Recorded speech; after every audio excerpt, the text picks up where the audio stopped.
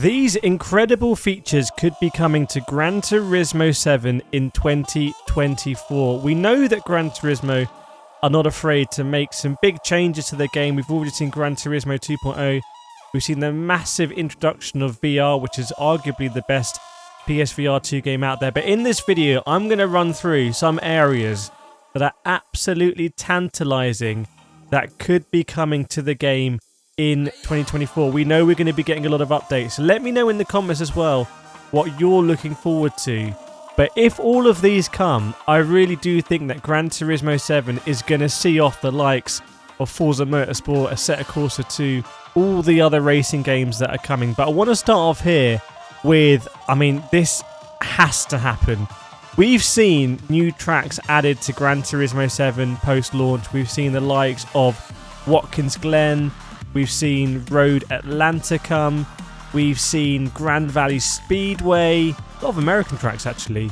What we need is the city tracks to come back to Gran Turismo 7. There is not enough street racing, city racing in Gran Turismo right now. Obviously, there's some great tracks from Gran Turismo's gone past, like Seattle, like Rome.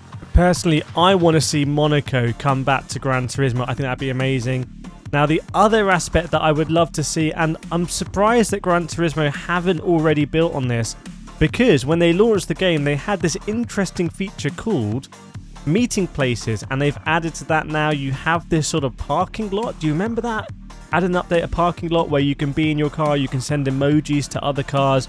So they're sort of very teasingly building out some element of free roaming, just sort of messing around in your cars without needing to do a race. And I really think that they are going to add a feature like that this year. I think that's coming to Gran Turismo in 2024.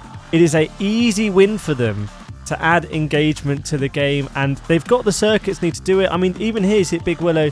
Just let us mess around. Let us put markers down. Let us sort of do some drag races. Let us do some drifting.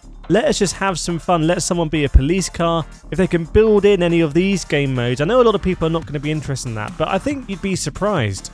I think you'd be surprised if you look at the lobbies online in Gran Turismo at any given moment. A huge proportion of them are these role-playing lobbies, so really hope it's going to come. The other aspect that I think Gran Turismo are going to take to the next level in 2024 is Sophie AI. So where are we with Sophie? They added to the game as a trial initially, and it was incredible, very, very difficult. They've now added it in, and it covers most cars in the game and most tracks, or a lot of the tracks.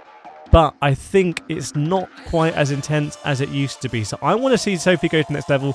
I personally want to race against really hard Sophie like we used to back in the day. I think it's going to be an ultimate time trialing tool. I want to see it integrated fully in the game. For example, if I'm doing a online time trial, I want to be able to choose a Sophie Ghost. If I'm doing a daily race and I'm setting my qualifying time, I want to be able to chase a Sophie Ghost as well. That's maybe going to hit a certain lap time. I want to race more with Sophie. In fact, I don't really want to race AI in Gran Turismo. That's not Sophie AI. So it needs to be fully built into the game. They've done the element that I thought was difficult, which was getting it running locally on the PS5, but more Sophie in 2024, please. Now, this is a huge area, and by the way, if you're enjoying this video, make sure to check out more videos on my channel. You might really enjoy them. But this is about virtual reality. Gran Turismo have done the weirdest thing with PSVR 2. They've created the best PSVR 2 experience you can get. It beats pretty much any other standalone VR game. It's absolutely crazy. It just works seamlessly, works pretty much flawlessly. Any car, any track. You can also go into the garage mode and walk around your cars and look at the incredible detail. But they need to do more. They need to facilitate VR-only lobbies. They absolutely need to add a VR HUD where you can turn everything off and then turn it back on at the press of a button. That would be completely huge. Really, they need to add a virtual spotter so we can have everything off and have a spotter will let us know what lap we're on, what the track conditions are, etc. There is so much potential for PSVR 2 and Gran Turismo. It could really be a system seller for the headset. So I'm hoping in 2024 we're going to see a lot more VR. Now, this is going to be super relevant to a lot of people watching. Here we're going to talk about our old friend, the penalty system. We've seen Forza Motorsport come out with a statement saying their penalty system is no good and they're going to rework it. And frankly, we need something similar from Gran Turismo. They don't like to be public about the penalty system. They tweak it from time to time in terms of sensitivity and the penalties it gives out, but they don't talk about it. We need the penalty system to be stricter. I'm going to come out and say it. I'm not going to stay on the fence on this. We need a stricter penalty system that is going to eradicate the likes of Kimi Velocini from the top lobbies. You can't consistently get away with this level of dirty driving. I think you need to be disqualified in races if you accumulate a certain level of penalties. We see that kind of already, where if you turn around the track or you start reversing, it will say you will be disqualified soon. That needs to automatically kick in if you pick up, I don't know, 5, 6, 7 seconds worth of penalties, because then they're not going to be able to ruin anyone else's race. So penalty system 2024, hoping for some big updates. That is going to be huge for Gran Turismo 7.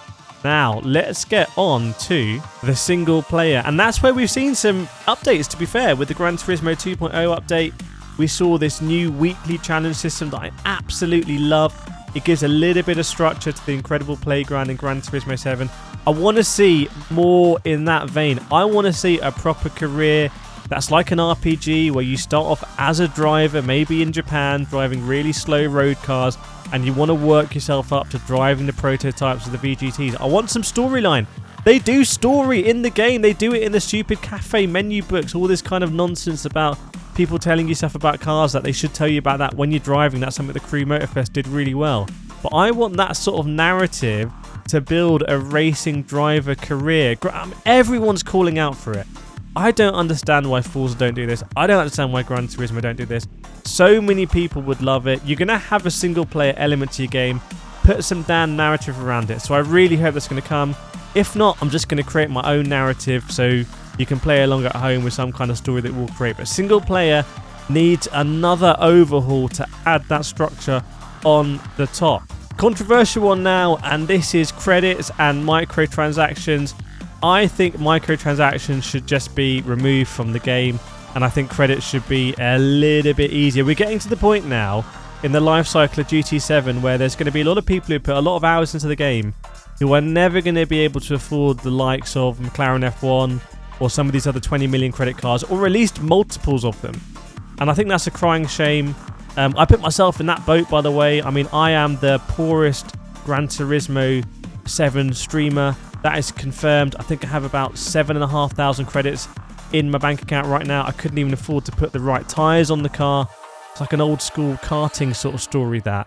Now, I do want to acknowledge that Gran Turismo have made some strides in this area. You do get, obviously, more credits now for doing the weekly time trials. 2 million credits if you get within 3% of the gold time. That's great. They just need to give more money for more stuff. So online races should get more money. If you do really well in manufacturers, I think I drove for the top manufacturer once and we got like nothing. Just give us more credits, Gran Turismo. You've got to let your hair down there. Now, the last thing I'm going to talk about in this video is a massive one.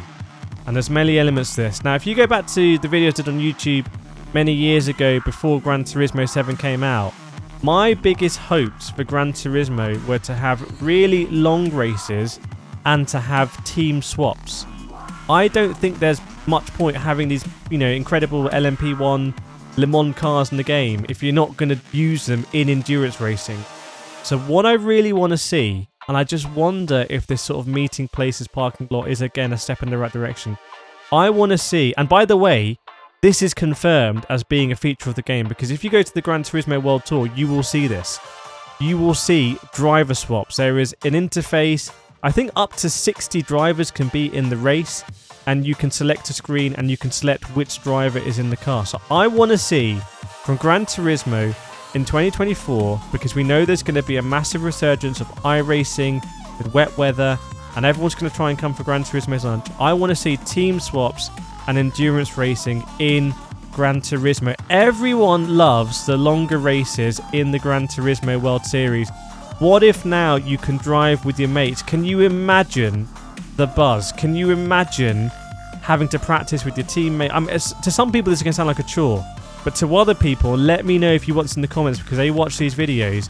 It is going to be just the best thing. You're going to be teaming up, doing a 3-hour race, doing 3 stints or 1.5 hours each or something.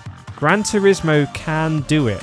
We've seen it. It's a feature at the World Tour. So I want to see that endurance racing. I want to see team swaps in Gran Turismo. I want to see it actually fulfill its vision as a sort of iRacing-esque online racer on console. So let me know what you think about those. Would Gran Turismo be the best racing game in 2024 if it adds all of them? What else do you want to see Gran Turismo 7 add? And look at these videos here for other predictions I've made, some of them which have come true mysteriously after they've watched the video. I will see you next time.